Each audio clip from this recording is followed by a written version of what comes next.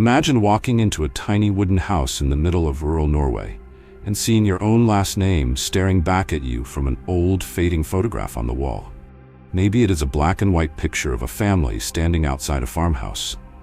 The clothes are simple, the faces are serious, and then you notice it. The same surname your grandparents carried to America. The same farm name you heard in stories as a child. In that moment, it hits you. Your family story did not start in the place you call home today. It began in small kitchens with creaky floors, on rough wooden boats crossing cold fjords, in villages so quiet you can hear the wind move across the fields. And the wild part is this: many of those stories are still there. They are not just in old letters or DNA websites. They are waiting for you in hidden Norwegian museums you have probably never heard of. In this video, we are going to travel through those museums together. We will visit places where the walls are covered with pictures of people who left Norway for America. We will walk through a rebuilt prairie village made from actual buildings shipped back from the United States. We will step into folk museums where staff can pull out a giant book and show you who lived on your ancestors' farm generations ago. Whether you are Norwegian-American or you just have roots somewhere in Norway, stay with me. By the end of this video, you will know which kinds of museums to look for, how to use them to build your family tree, and how to turn a trip to Norway into a story your kids will never forget. Let's start with a simple question. Why do these tiny local museums matter so much for your family story? Most of us, when we think about Norway, imagine the big tourist spots. The famous open-air museum in Oslo, the Viking ships, the dramatic fjords, and those are all amazing. But your personal history usually does not live in the big national museums. It lives in the small ones. The ones that sit on a hill outside a village, the ones inside an old schoolhouse or a barn that someone turned into an exhibition. Those places are where people quietly saved the things that did not seem important at the time. Someone kept a box of letters from a son in America. Someone saved a passenger list from a ship leaving Bergen. Someone wrote a local history book listing every family that lived on every farm in that valley. Over time, these objects and stories moved into local museums. And now, without even knowing it, your great-grandparents might be sitting on a shelf in one of those rooms. Not as bodies, of course, but as names, faces, stories, and details you have never heard. If you have Norwegian roots in America, there are museums that feel almost like a mirror between the two countries. They are dedicated to the people who left. Inside, you find letters written from Minnesota and North Dakota. You see photographs of families in front of simple wooden houses with snow up to their knees. You read about why they left Norway in the first place: poverty, hunger, lack of land, religious freedom, a hope for a better future. Walking through a place like this is powerful because it is not just history. It is your family's decision, told through hundreds of other families who did the same thing. You might not find your exact great-grandfather's name on the wall, but you will see the ship he might have taken. You will see the kind of suitcase he carried. You will see examples of the letters people wrote back home saying, "We arrived safely," or "Life is harder here than we expected." Suddenly, your family story becomes more than a line on a family tree website. It becomes a real journey that you can feel. But the emigrant story does not end in Norway. It also lives in a very special place on the western coast. Picture this. You are driving north of Bergen. The road winds along the fjord. The mountains rise around you. And then, in the middle of rural Norway, you see something that looks strangely American. A small prairie village. Wooden houses. A church, a school building, a general store, all built in the simple style of early Norwegian-American settlements on the American plains. This is another kind of hidden museum. An emigration center where they have brought old buildings back from the United States and rebuilt them in Norway. You can walk on the same kind of floors your ancestors might have walked on after they crossed the Atlantic. You can step into a tiny one-room house and imagine a family of 8 living there through freezing winters and boiling summers. For many visitors with Norwegian roots, this kind of museum is deeply emotional. Norway is behind you. America is in front of you, and you are standing right in the middle. If your family comes from Western Norway, places like this connect the dots. They show you not only why your ancestors left, but also how they lived once they arrived.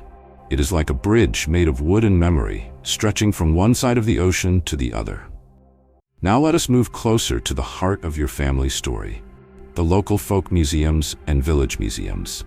In Norwegian, you might hear words like Museum or bygdetun. These are local cultural history museums. Often they are collections of old buildings gathered in one place. An old farmhouse, a storage shed, a small school, maybe a tiny church. At first glance, you might think just some old buildings, nice to look at. But the real treasure is often inside the office or archive. Imagine walking into a folk museum in the region where your family comes from. You tell the staff, "My grandmother's name was Anderson, from a farm called Solheim, somewhere in this valley." Their eyes light up.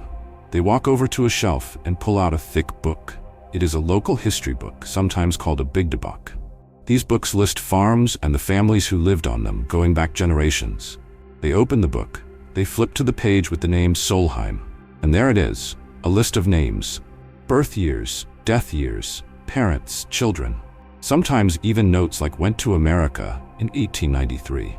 You are not just reading about strangers, you are reading about yourself.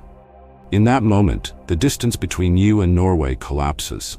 Your grandmother is not just a story you heard at Christmas. She is now part of a long line of people who planted those fields, milked those cows, walked those roads, and sat in that church. Local folk museums often have more than books. They can have school photos where your relatives appear as serious little faces in the front row. They can have confirmation pictures from the local church. They can have old maps showing where every farm in the valley was located.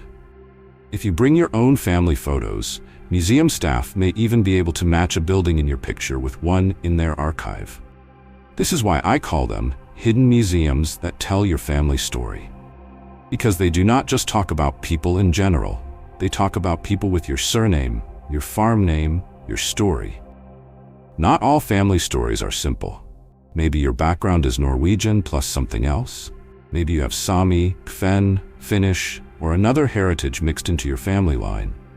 Or maybe your story is about people who moved into Norway, not people who left. For that, there are museums that focus on migration and diversity. These places tell the stories of people crossing borders in every direction. They show how Norway has changed over time and how identities have blended and reshaped each other. If your family includes different backgrounds, these museums can help you understand that your story is not less Norwegian.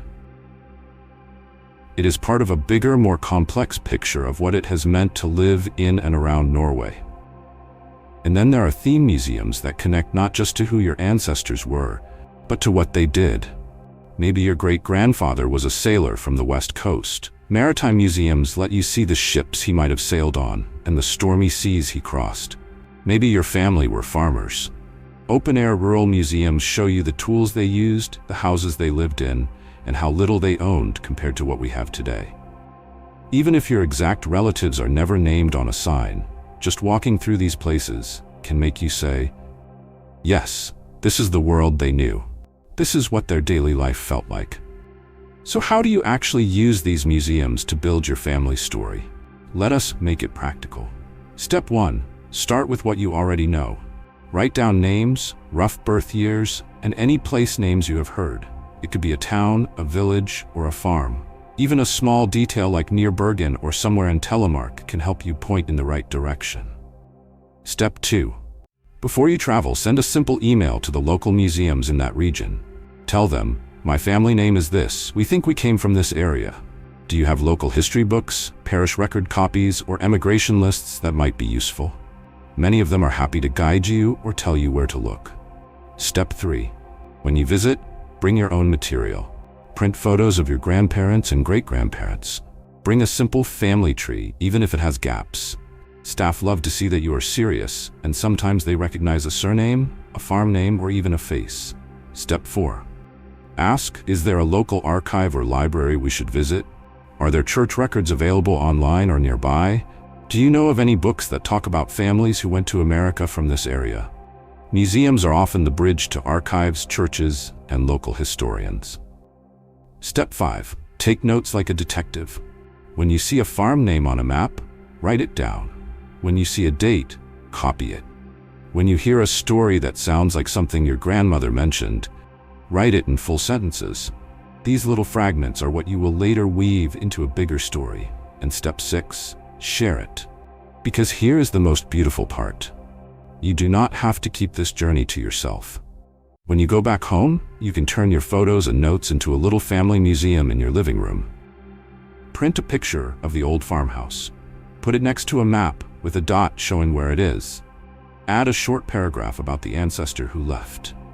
Maybe record yourself telling the story on video and send it to your relatives. Your children and grandchildren might not care about dates and names on a chart, but they will care about the picture of a small red house in Norway where their great-great-grandmother was born. They will remember the story of how she stood on a dock with one suitcase, looking out at the ship that would take her across the ocean. That is what these hidden Norwegian museums can give you. Not just information, but living stories. Stories you can feel in your chest. Stories you can stand inside. Stories you can pass on. So if you have Norwegian roots and you have always felt that something in your family story is missing, consider this your invitation. Do not just stop at an online DNA result. Go one step further. Follow the names and hints back to the small towns. Walk into the local museum. Ask questions. Open the dusty books. Look closely at the old photographs. Somewhere, behind a glass frame or inside a heavy book, a part of your family has been waiting patiently for you to come and find it.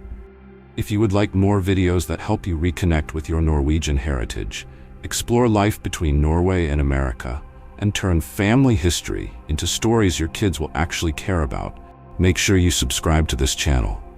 Click like so more people with Norwegian roots can find this video.